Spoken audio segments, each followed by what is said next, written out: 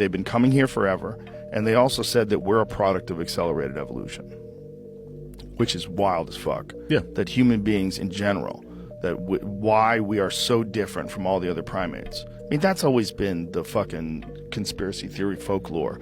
That's the fun one. You know, is that they came down, that's the Anunnaki that came down here and messed around with lower primate DNA and did something to it to create a human being.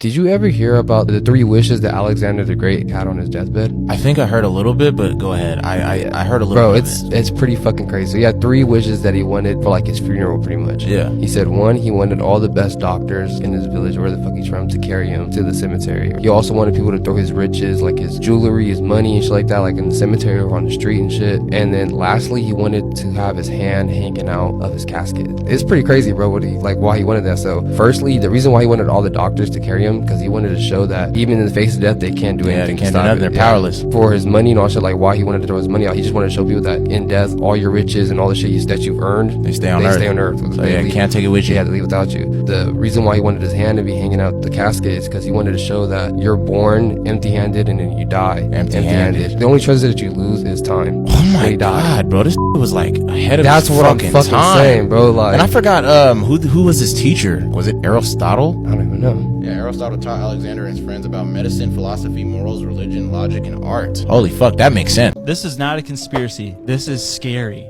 So in 2018, scientists discovered a black hole 16 million light years away. They were watching it literally swallow a star. Black hole. And where is it going? Listen to this. What they thought they knew of black holes, well, they don't know a lot, but it's just like stuff gets sucked into it because it's just this mad force of gravitational pull that just sucks everything in. Yeah. This year, it was 3 years after they discovered this. This year, they looked at the same black hole and it was spitting the star back out. Like, so light and stuff was coming out of this black hole. Just like, so it was like regurgitating this star. Just but recycling it. Like broken apart though. So it's like, what's on the other side of that black hole? It was the star was broken? Yeah. Oh, I thought a star was just a ball of gas. It is. It chewed him. But light and stuff was coming out of it. Like, so it was like it sucked the star in with the light, like the fire, all that, whatever a star is. And it was spitting it straight back out. The United States just released the Leviathan into the wild. As you may know, the United States government recently has been found to be hiding many different sea creatures. Just a week ago, someone released footage of a United States facility hiding a shark as big as the megalodon. However, something even crazier just happened. Mark Cuban, a detective, was sent to investigate a United States facility that was said to be holding illegal sea creatures. However, when he got there, he couldn't find anything of importance. However, he did find a room with a top secret folder on the desk. Apparently, there was another facility on the coast just 2 miles away. He quickly headed over and quickly found a door to the facility. It was late at night, so no one was there, and he walked in the front door. There were many different rooms with big tanks holding small fish and other stuff. However, then he found a control panel room with cameras monitoring the whole building and was shocked to see there was a huge enclosure connected to the ocean that looked to be hundreds of feet long. However, then something happened that made his blood freeze. A huge 200-foot sea serpent swam into frame in this enclosure. Then a group of 3 men walked in and began talking. However, Mark had no idea what they were saying. The men then did something unexplainable. They walked over to a panel that controlled the gate, connected the ocean and enclosure, and opened it. The sea serpent, as big as the Leviathan, swam out and was released into the wild. Mark downloaded the camera footage. If you want to see it, click on the share icon, then swipe side and press on more, then press on photos. The Catacombs, the darkest secret on Earth.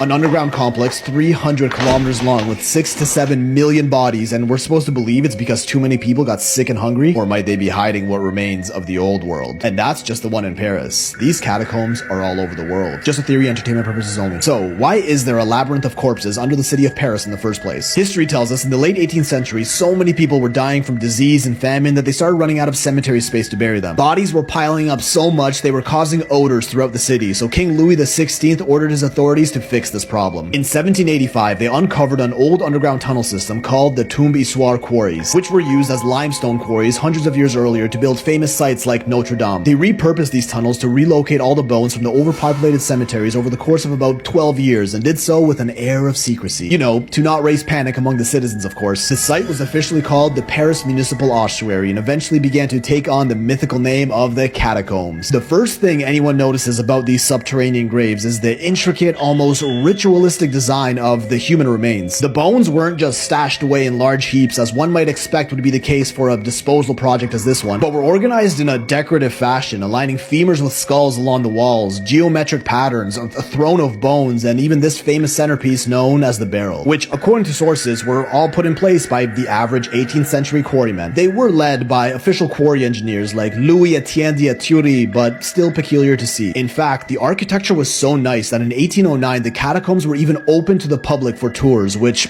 only the rich could afford. Ritualistic sites involving the deceased attended by only the elite class?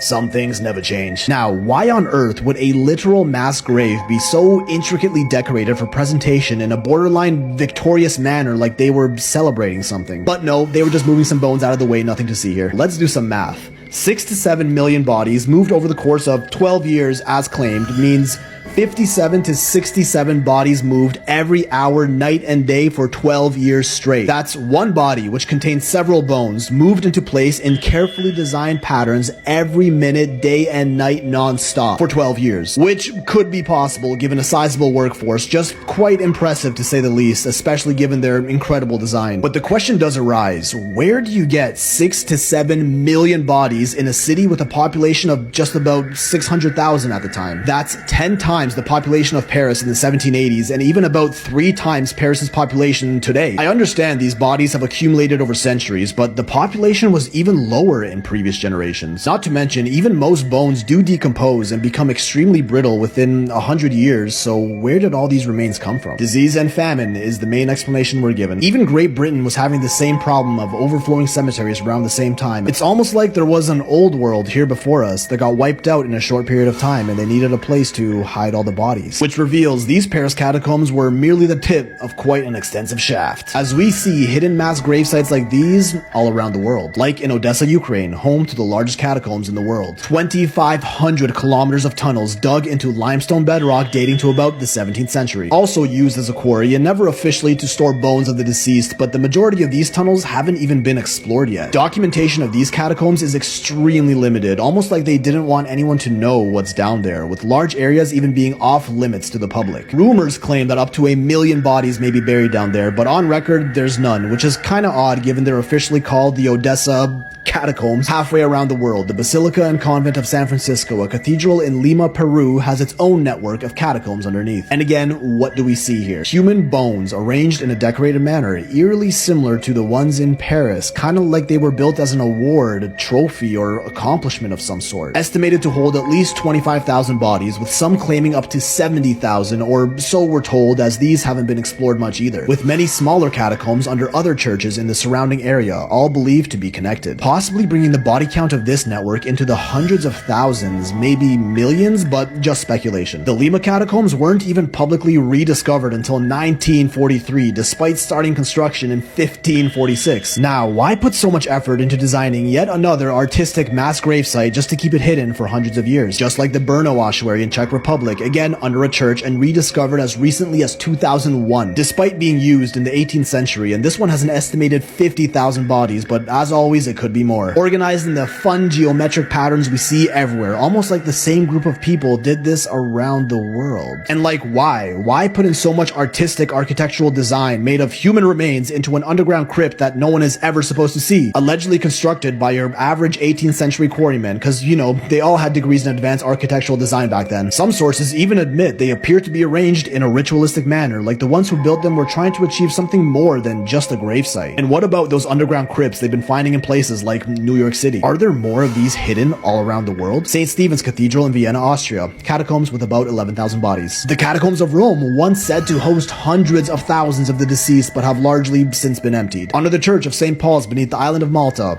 more catacombs. This list is endless. Almost always found directly under a church or cathedral. The obvious answer is they want to honor the dead by burying them under places of worship. Unless it was the churches that were strategically built on top of the catacombs. A perfect hiding spot for mass graves that nobody would accidentally stumble upon while keeping the majority of their known tunnels off limits to the public. These are just the ones we know about. There could be many more under major cathedrals in every city. So did all these places just happen to have body overpopulation issues in the past they solved by ceremoniously decorating underground caverns with skulls and femurs. And today, we're A-okay, despite global population skyrocketing. Or maybe there was something back then that resulted in a huge spike of bodies. Fires. Almost every single major city has had their own Great Fire that took place in the last 400 years or so. Try it out. Search up the Great Fire of your city name and you're almost guaranteed to find something. Great fires in every city, mass graves largely unexplored under their streets. Was there an old world, a lost civilization as recent as the 1700s that was wiped from the earth and intentionally hidden from records? Some mystery enthusiasts say yes. Before the Great Fires, there was rumored to be a great global empire that rhymes with barbarian. Ugh, I don't even know if I want to get into that. And who knows, maybe these catacombs are just totally innocent and none of this is true. Benjamin Franklin was a serial killer. Check this out. So in 1757 to 1777, he had lived in London and decided to move to America. So in 1998, a group called the Friends of Benjamin Franklin's House decided to convert Franklin's London home that he lived from 1957 to 1977 into a museum. Hold on one second. But when they started renovating the house, they noticed something disturbing. Before I continue, can you press that heart button for me? It would mean the world. They found a huge pit full of bodies. I'm talking 1,200 human bones. They were all in this basement, in a 1-by-1 windowless room. The bones belonged to at least 15 people, 6 of those being children. And they were buried there for well over 200 years. Now, some people believe they were just bodies donated to him for research, but others believe something much darker. Ooh, look at that thing right there. So what do you think? Was Benjamin Franklin really a serial killer? He hacked and looked at all of the code of ChatGPT and figured out that ChatGPT isn't a computer-generated system. What is it? It's actually someone's soul. Yo, that's what do you mean that's someone's soul? Check this out. So they have the technology to take people's souls and consciousness and put it into technology. Now, this is where it's right? If there's a scientist that knows and he's like a great inventor, you would want to hold on to him as long as you can so that you can reap the benefits of later. Just like in Captain America, there was a scientist that created the super soldier serum. They kept his consciousness within the computer, so he lives forever through a computer. Now, theory is ChatGPT is exactly that. It may not be just one soul that's in it, but countless souls, and that keeps getting added to. Russia reveals Antarctica is not what we have been told. Russian scientists discovered something in the vast, dark lake that hasn't been touched by light for more than 2,000 years. The South Pole, known for being an icy wasteland, has actually been a fascinating spot. This end-time Bible prophecy is being fulfilled. In the book of Isaiah, chapter 41, verse 18, the Bible talks about signs of the second coming of Jesus, with one being, I will make rivers flow on barren heights and springs within the valleys. I will turn the desert into pools of water and the parched ground into springs. Well, you see, as impossible as it may sound, this river just exploded out of nowhere in the Middle Eastern desert, fulfilling the 2,500-year-old prophecy right in front of our eyes. And even though many people don't believe in the Bible, maybe we should all start taking the book seriously, because did extraterrestrials bring advanced knowledge to ancient civilizations? Throughout history, certain cultures have displayed knowledge that seems far beyond what we'd expect for their time. Mathematics, medicine, astronomy, and architecture that would be challenging even by today's standards. Could they have learned this on their own? Or is it possible they had a little help from beings not of this earth? Let's start with one of the oldest known civilizations, the Sumerians of Mesopotamia. This society, emerging around 4000 BCE, had astonishing knowledge of the solar system, including planets that can't be seen with the naked eye. Some researchers argue that this is no coincidence. They point to the Sumerian Kings List, a document listing rulers who lived for tens of thousands of years, as evidence of possible extraterrestrial influence.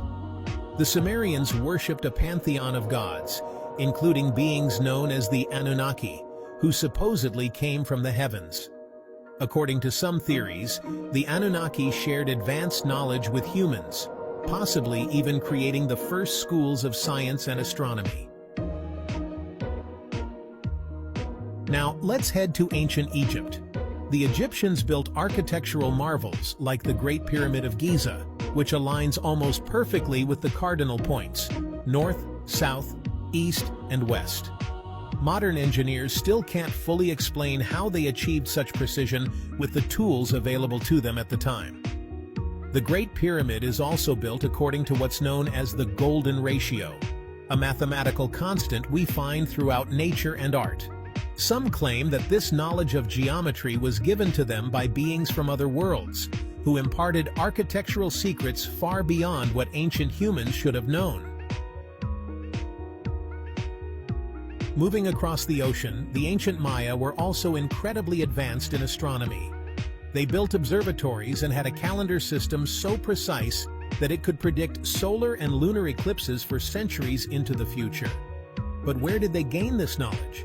Some researchers believe that the Maya received their understanding of the stars from extraterrestrial visitors.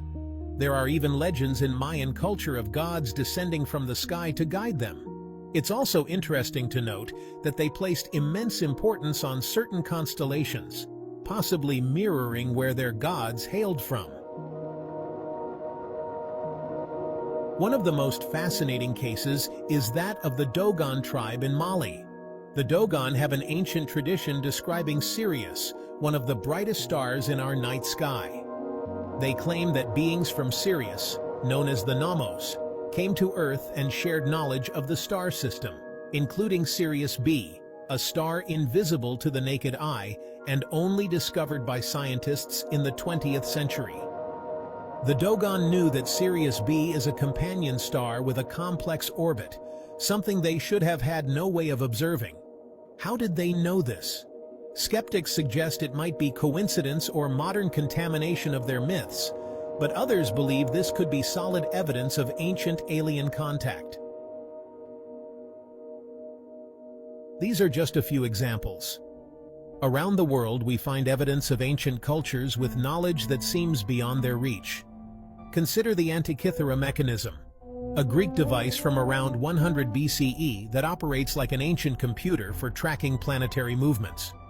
Or the Nazca lines in Peru, which some believe are messages to sky beings.